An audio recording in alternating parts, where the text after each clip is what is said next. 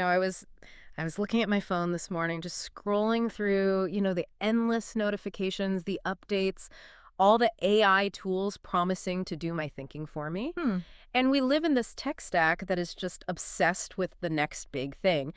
We treat power as this external commodity. Yeah, something you download. Something you download, something you buy, something with a faster processor.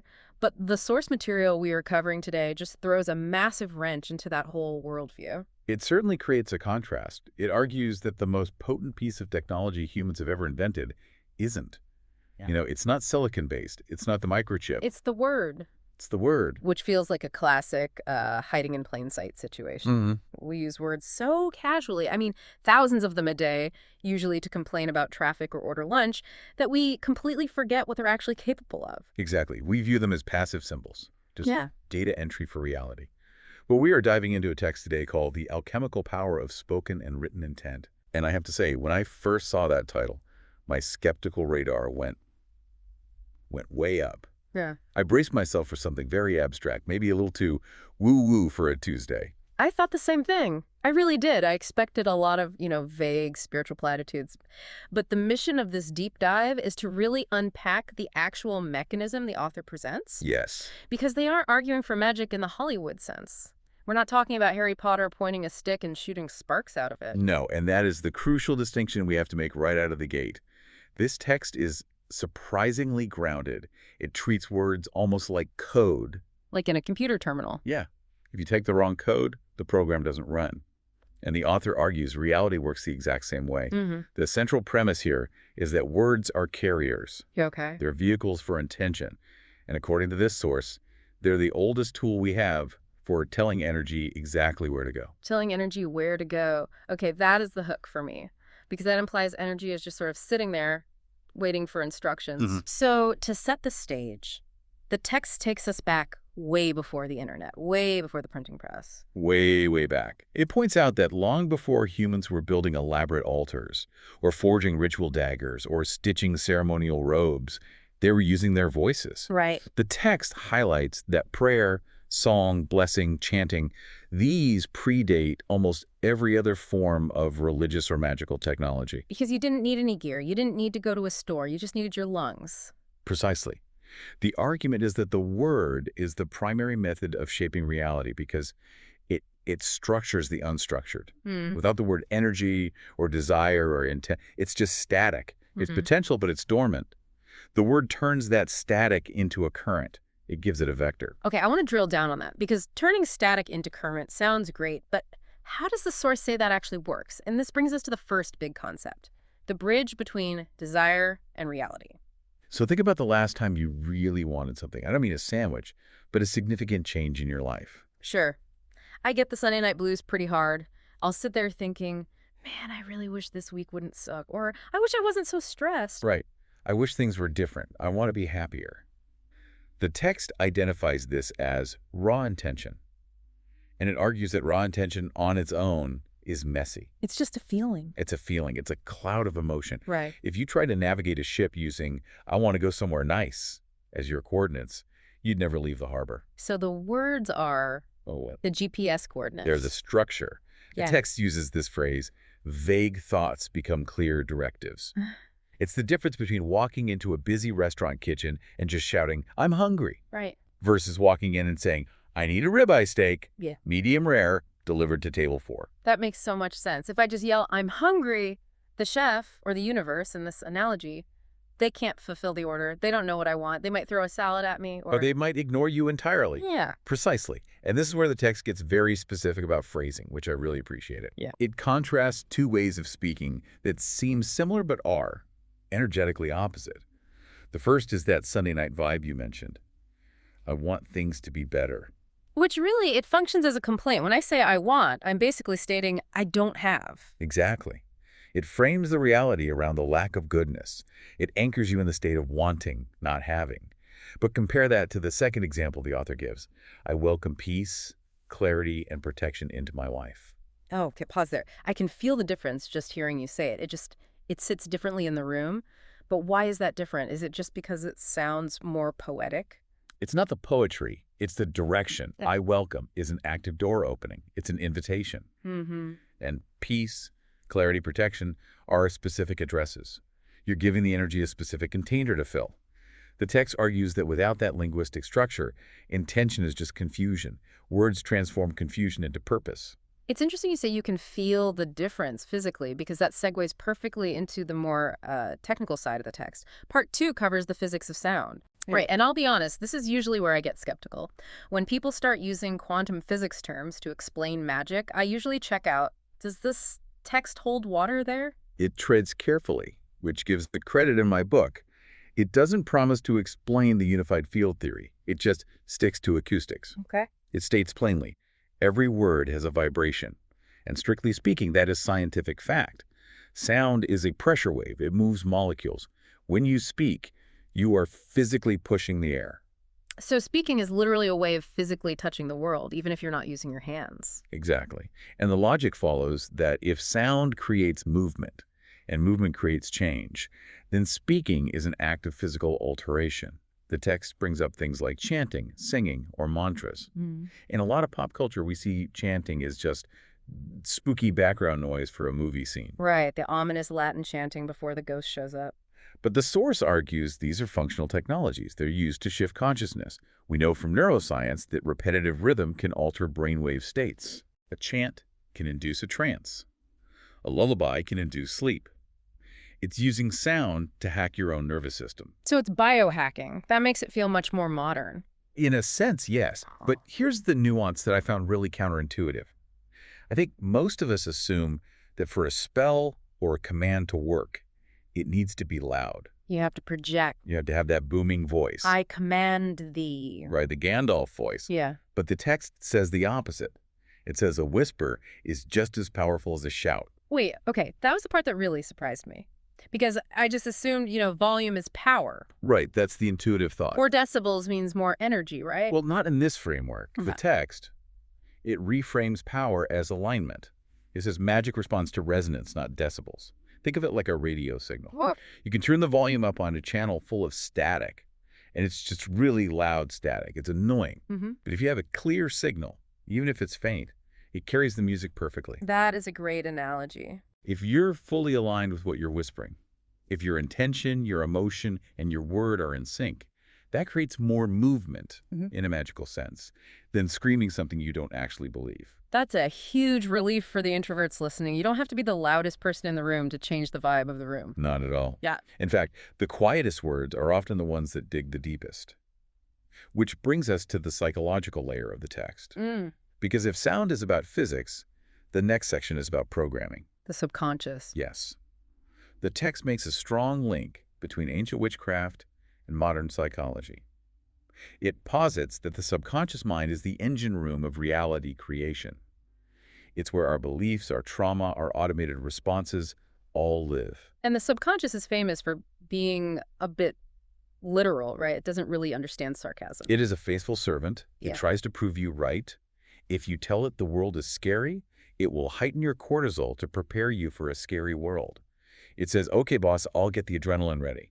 Wow. And this is where the text emphasizes repetition. This is the neural pathway argument. Exactly. The text mentions that words, when repeated often enough, shape our internal narratives. In a magical context, this is an incantation. Right. In a psychological context, it's conditioning. But the mechanism is the same. You're building a groove in the record. There was a quote here that actually unsettled me a bit. It said, "The spells you cast on yourself through daily self-talk may be the most powerful magic you ever work." It's a heavy thought, isn't it? It really is, because I immediately started, cataloging the things I say to myself when I don't know, drop my keys or forget an email. It's rarely, "You are a golden god of productivity." I imagine not. We're usually our own harshest critics. I tend to say things like, "I'm dying," like, "Oh God, I have so much work, I'm dying," or "I'm such an idiot." And to the subconscious, that is a command.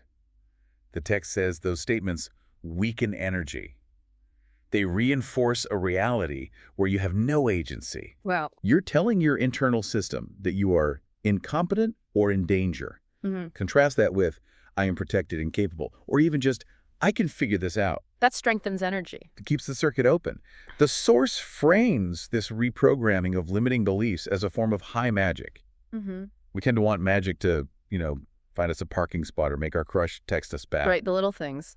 But changing your fundamental belief about your own worthiness, that changes every interaction you have. It's the difference between treating the symptom and treating the disease. If you change the internal software, the output on the screen changes automatically. Perfectly put. So we've covered the spoken word vibration, resonance, self-talk, but the title of the source is Spoken and Written Intent. And the text makes a pretty sharp distinction between the two. It does, and I love this distinction. If sound is movement, it's air, breath, it's fleeting, then the text defines writing as grounding. Grounding like electricity or like dirt. Like an anchor. Think about the physical act. When you speak, the sound dissipates instantly. It goes out into the ether and it's gone. Okay. But when you write, you are carving that intention into the physical world. Ink on paper is physical matter. You're giving the magic a body. The text lists a few methods here: petitions, grimoires, books of shadows, but then it mentions burning the paper, which feels contradictory. Yeah. If writing is about making it permanent and physical, why set it on fire? That's the alchemical part. In the ritual sense described by the text, writing it down gives it form. It takes the idea out of your head, where it's just firing neurons, and makes it a thing. Once it's a thing, you can release it. Burning is the release mechanism, transforming the physical back into energy to do the work.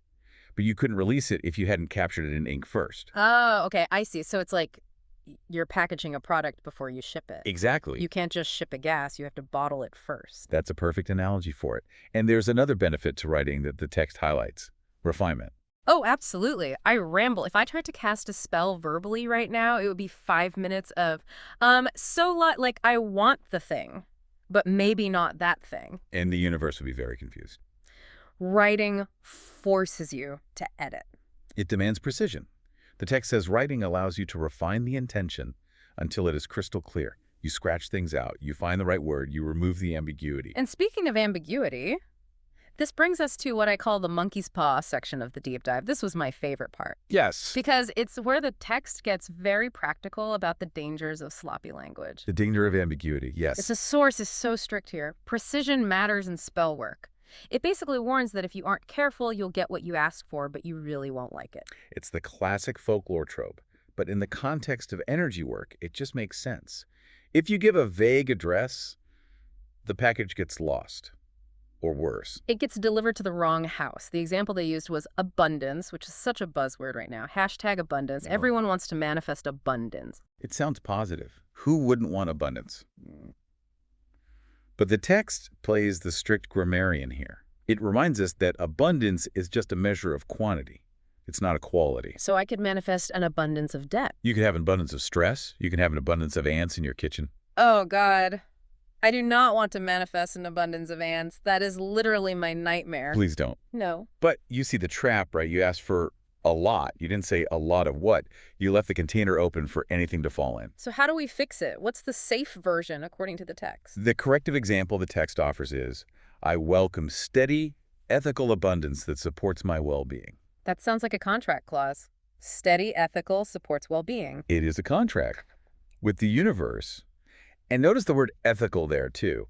That's a huge focus in the text. It talks about the ethical weight of words. Yeah, let's go there. Because this isn't just about getting what you want. It's about the impact. The text gets into the dark side. Curses, insults, harmful gossip. It does. And it frames this not just as being mean is bad, but as an energetic hazard to the speaker. Like radioactive material. Exactly. The text argues that you cannot generate a vibration of hate or harm without holding that vibration in your own body first. To spit poison, you have to have poison in your mouth. Words can wound, words can bind. So when you're trash-talking someone or wishing them ill, you're essentially marinating yourself in that same energy. You are. It affects the target, sure, but the recoil hits the shooter. This creates a real incentive to be mindful. It shifts the motivation from, I should be nice because it's polite, to, I need to practice energetic hygiene for my own safety. That puts a whole new spin on road rage. It certainly does. So if we're cleaning up our act, the text gives us some tools for empowerment. It talks about sovereignty, which is a powerful word in itself. It is. The source suggests moving away from passive language, I hope, I wish, maybe, and using declarations. And it lists phrases like, I choose, I release, I claim. And the big one, I am allowed. I am allowed. That hits different. I feel like so many of us are just waiting for permission. We are. We're waiting for a boss or a partner or a parent to say, okay, you can be happy now. When you say, I am allowed, you're reclaiming that authority. You're becoming the sovereign of your own life. Again, and here's the twist that I really didn't see coming after spending all this time telling us how important words are. The source does a 180. It talks about silence. The paradox of power. It says silence is containment. Explain that to me. Yeah. Because isn't silence just doing nothing? Isn't that passive? In our current culture, yes. We think of silence as emptiness, the absence of content. But in this text, silence is a vessel. A vessel for what? For the energy you've just raised. The text implies that knowing when not to speak is just as vital as the spell itself. It warns that some intentions need to grow in the dark. Like a seed underground. Exactly. If you plant a seed and then you dig it up every hour to show your neighbors, look, I planted a seed. Look how cool it is. What happens? It dies. It never takes root. It dies. The text warns that talking about your intentions too much, especially to people who might not support you, dissipates the power. It lets the steam out of the engine before the train starts moving. Or you invite interference. Right. Other people's doubts, their jealousy, their confused questions. They can muddy the waters. You lose that laser precision we talked about. So silence protects the intention. It allows the pressure to build up so it can actually break through the soil. Silence is the soil. Words are the seeds. That's the synthesis. So, pulling this all together, we've got the science of vibration, the psychology of self-talk, the grounding of writing, the protection of silence. What does this actually look like for the listener? Say, someone driving to work right now who isn't going to go home and light a black candle. I think the core takeaway is that you don't need the black candle. The text is very clear. Everyday language is everyday magic. It's happening in the break room. It's happening in the group chat. It's happening in your head while you wait for the coffee machine. How you narrate the story of your life. I'm always late. I'm so clumsy. People are generally good. That is a continuous stream of spellwork. You are constantly building the house you have to live in. We are always broadcasting. We are. The text calls words the breath of magic. Honoring our words is how we honor our power. If we're careless with our speech, we're careless with our own lives. That is actually kind of terrifying, but also empowering. It means we have the controls in our hands, or in our mouths, I guess, all the time. We don't have to wait for a full moon. We do. We just have to remember to use them. Well, this has been a fascinating look into the architecture of a spell. It definitely makes me want to edit my emails a little more carefully today. And perhaps edit your thoughts. Yeah, touche. Before we sign off, we like to leave you with something to chew on, something from the text that lingers. The source ends with a bit of a challenge that I think is worth repeating. It asks us to audit our own reality. It asks, if your words are always listening and your self-talk is a constant spell, what kind of reality have you been inadvertently building for yourself today?